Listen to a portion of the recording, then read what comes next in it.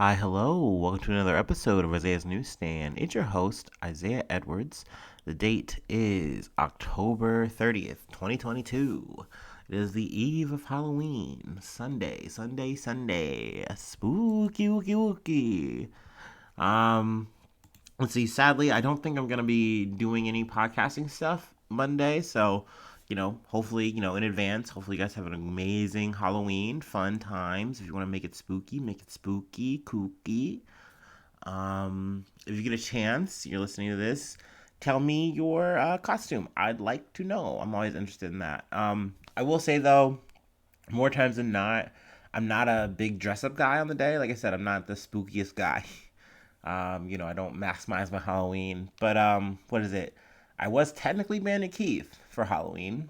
I did do one of those costumes. So there you go. You can check that out on some YouTube stuff I did for what was it? Commander Conclave? Yes. Check that out on YouTube if you like Magic the Gathering stuff and you want to see my cute little costume I did.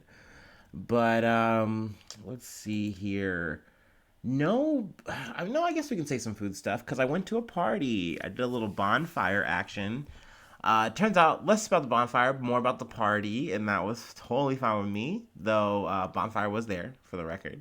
I just didn't do the whole thing where you get some warm fire time. I was a part of another bonfire, if you will. But no, it was a really good time. I really enjoyed myself. It was nice to kick it with some coworkers. Yeah, it was fun. I had a good time. Let's see. Food though, there was an amazing dip. It was super yummy. It was like a queso style dip. And then there was white chicken chili. Both were very good. And also Rogue beers. If you've ever had Rogue, it is an amazing beer. I love it, love it, love it, love it, love it. It's like the right kind of heavy beer, if that makes sense. I don't know. I want to say it's like a pale ale. At least like the stock normal version. Oh my god, I'm a fan, big fan of it. Let's see. So it was just all hitting the spot. Also, there was I think biscuits from Lee's. I just kind of grabbed a couple and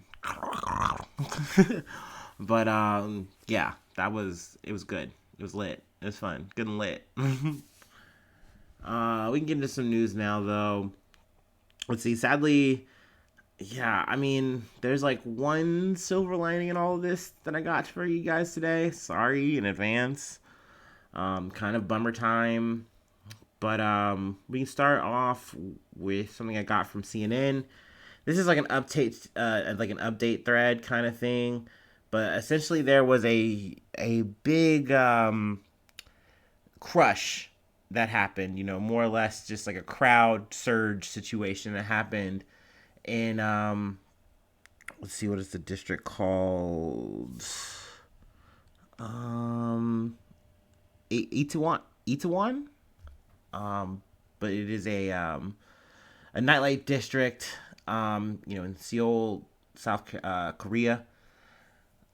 Just a lot of people came out, and it's actually the top picture that I put in the thumbnail for the episode. And there's just so many people there, and I don't think the exact cause for what sparked the movement that led to the crush happening. But so far the highest number that I have recorded so far is at least 153 people. So super sad. People are going out to have a good time, enjoy their life. I think we're all still feeling that feeling of just man, COVID sucked, and we're finally able to go out like we used to, really have fun and be normal. And then anything and everything can fucking just happen to you, and it's just rough as fuck. But if there's any more updates, I'll definitely keep you up to speed on that. Let's see, another one I got from Reuters. Car bombs at busy Somalia market intersection killed at least 100 people, president says.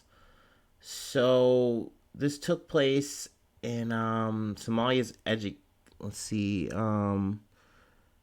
Two car bombs exploded at Somalia's education ministry next to a busy market intersection and it killed at least 100 people and wounded 300. Just really sad shit. Let's see. I think that an Al Qaeda group is linked to it, but essentially, well, yeah, Al Shabaab, but they didn't actually come out and claim it on this one, but it's just kind of alleged kind of how the action was kind of perpetrated. It just kind of lines up to their modus operandi. Also, I guess that they are known to kind of claim the minor attacks, but if it's so high and like the casualties are really high, then they don't claim them, which makes sense in a way. You know, you don't want to get so much publicity and say it with your chest that you're doing these things that are killing people in this area that you're trying to control, and later, you know, usurp the government of, and then you're just, it doesn't look good to do that. You really can't say any religious kind of mo shtick bullshit that these people, you know, these organizations want to try when you have such a high death count tied to you. So they try not to, like, I guess, claim them, but you know, people, you know, tend to just kind of connect the dots there. Let's see. But yeah, I think, yeah, they happened at like two different points.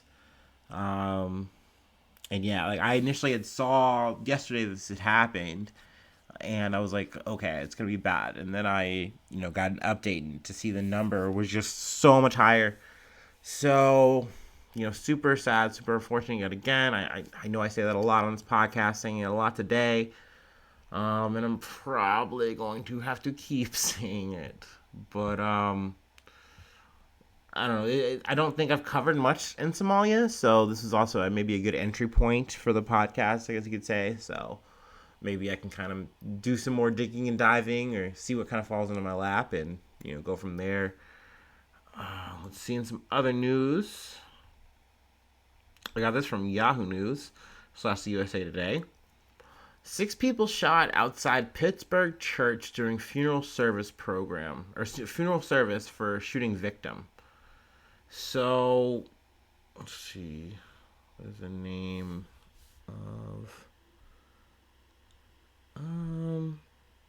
Yeah. So, sorry. Yeah, 6 people were injured.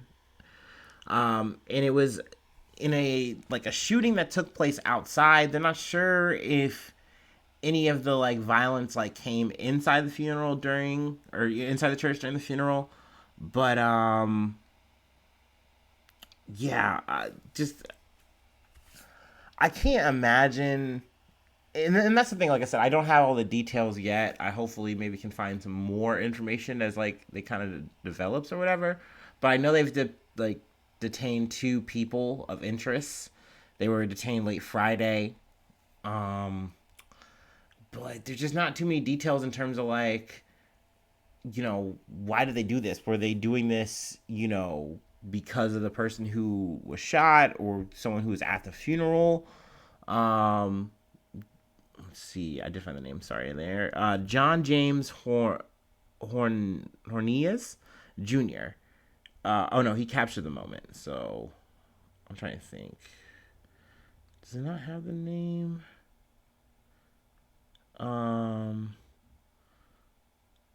Let's see. I'm kind of spacing out here. Yeah. No, it was for him. So it was for him. It was just captured on a live stream. But yeah, I just can't imagine you're at a funeral for someone who was already, you know, shot and killed, and then there's no. That's out of a movie. That's some like shit out of The Wire. It's really fucking a shame that this shit happens time and time again in terms of just the shootings and stuff like that. I don't know, and I really shouldn't take this article to segue into the subject I want to kind of segue into, but it's crazy that moments like this in terms of shootings, even too with the Pelosi thing, it's kind of been used in a weird way by the right. There's a lot of talk about crime right now, and I feel like it's something that's definitely dominating the conversation in terms of like the midterm push. So a lot of it is the inflation, how the economy is so bad, how that's Joe Biden's fault, and then crime is so bad, and it's Joe Biden's fault, and then all of these Democrats who are trying to do X, Y, or Z are just trying to make crime better. Or they're trying, right? Like, And I know that's a weird sentence, but that's more or less their long short is like, oh, well, this guy's like not, he's doing cash reduction on bail or no cash bail or blah, blah, blah, blah, blah. Like, he wants these criminals to run free on the streets when really you get into this person's policy. It's like, no, I just don't want poor people to be in jail, like, over like petty crimes that don't matter. Like, what are you saying? Like, these things are getting completely blown out of context and warped. But when people are looking at stats and they're seeing all these shootings, which, yet again, it's like conservatives do not want any kind of gun regulation or control, but yet again, they want to somehow, stop crime. I don't know how that works, but, whatever. Yeah. With the police, they're going to refund the police or extra fund the police, which is something we do all the time, but whatever. I'm getting in the weeds here. I do think that it's sad that things like this are used as statistics to up the idea that crime is rampant and only conservatives can fix that. I think it's a bit odd. Not to say that like Democrats have a good plan for crime. I don't think they do, but it's at least more humane sounding. I'll give you that. We're not trying to just continuously just overflood a prison and say, we fixed it. We shoved it under the rug. When really we need to actually work on fixing the systematic issues. But yeah, I know I've gotten way off topic here in terms of the shooting, but yeah, I mean, it really is anywhere and everywhere. Like I said, this is a church in Pittsburgh.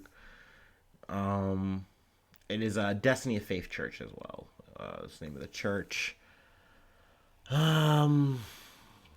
yeah. Super sad. And here is the silver lining I wanted to get to. Kind of just moving along here. Got this from NPR. The U.S. releases the oldest prisoner in Guantanamo Bay. So, let's see. Saifullah Paracha, who is 75 years old and was held in Guantanamo Bay for 18 years, has finally returned home. The Department of Defense announced on Saturday. Let's see. He was a former businessman and TV producer and was arrested by the U.S. authorities on suspicion of affiliation with Al-Qaeda. Now, they get to hold you here in Guantanamo Bay, and they don't have to, process you and put you in a trial for anything. They can just have you on that suspicion alone, and that's it. You can just sit there in Cuba, in a prison, potentially, God knows what the fuck is happening to you in there. And that's your life until they say otherwise. Let's see, I want to read this little stat thing they have here in the article.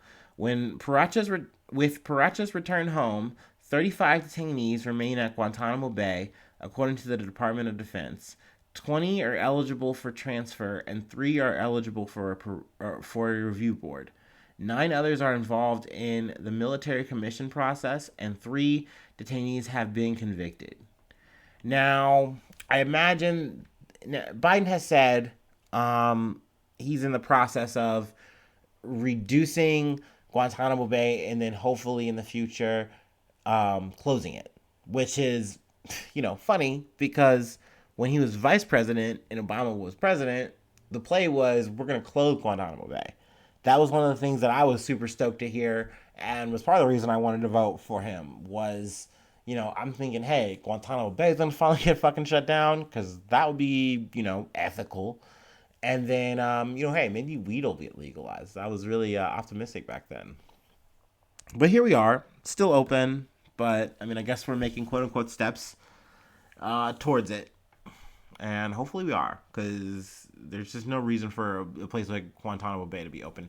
It is just a drastic eyesore, in my opinion. And one of the things that I feel like internationally is just a huge black eye on us. Like, how are we going to talk about people's ethics and how they treat their people, human rights shit, when we do this to, people that we've captured, in our own country? I don't know. It's a bit much. Not a fan. We do not support Guantanamo Bay at Isaiah's newsstand. So you put that on the record. And if I get black bagged, you know where I'm at. Lol. Let's see. I got one more to go. Sorry, I'm kind of just loosey-goosey here. Pre-game was strong on this one. That's a George Bush laugh at the end.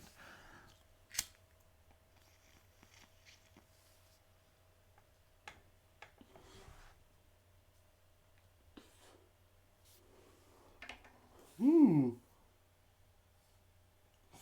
Oh, yeah. Oh, yeah.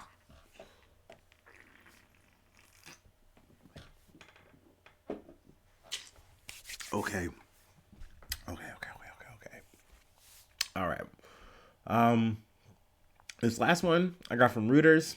It's actually, I guess you could say breaking news for today, as I'm reading it. But, I was doing my research on the episode. I was going to, like I said, try to keep it short, sweet. But this happened, and I was like, damn, gotta definitely cover this. Oh, man, sorry about this. My little guy's still going. A little smoke or breaks over. Come on. There it is. There it is. Sorry, technical difficulties. um, so yeah, I got this from Reuters. At least 60, at least 60 killed in India bridge collapse. So let's see. I think what does it take place in Mogadishu? I remember that being an important name. Um, but yeah, but 60 deaths have been confirmed.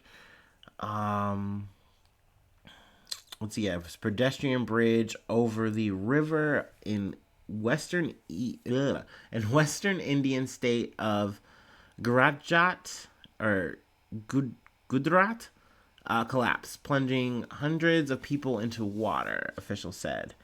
Authorities said more than 150 people were on the suspension bridge over Machu River in the town of Morbi at the time of the collapse. So, strike the Mogadishu stuff. Let's just do the corrections corner right here now.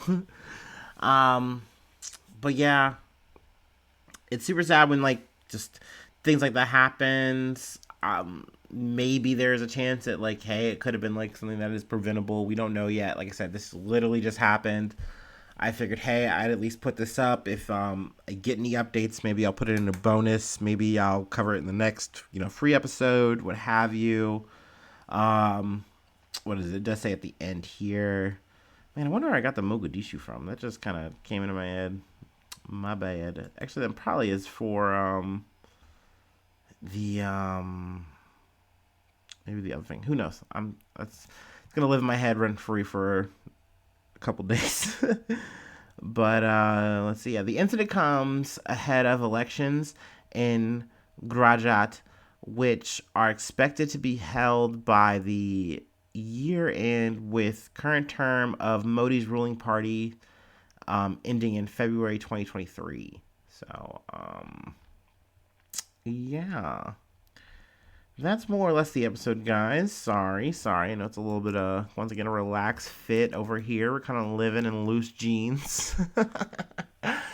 Elastic banded. But hey, I appreciate you sticking here, hanging out. Like I said, this is kind of like a little bit of a leftovers episode, if you will. But thank you for running it all the way. If you have, now I'm going to do a little quick shill, if you will. Patreon.com/Isaiah News. If you would like to become a newsie, becoming a newsie, besides obviously helping me out, supporting the cause that is this podcast, it makes you one of the gang. It gets you access to extra podcast episodes, gets you Discord access. Let's see, what else does it get ya? It gets you a shout out on the pod once a month, so I get to say your name. Maybe I cover like an extra news thing, because hey, I trust my newsies. I respect you guys. I'm not gonna say you guys are like a source, but like, hey, you shoot something my way, I'm gonna look into it. I want to talk about it maybe. So yeah, think about it. $5. But other than that, let's see. Free way to hit me up, the Isaiah News 1 at gmail.com, and I'm all over social media, so you can pretty well find me. I'm Googleable. But yeah, thank you for sticking in. Hopefully I see you soon for some more good news. I love ya. Bye-bye. Mwah.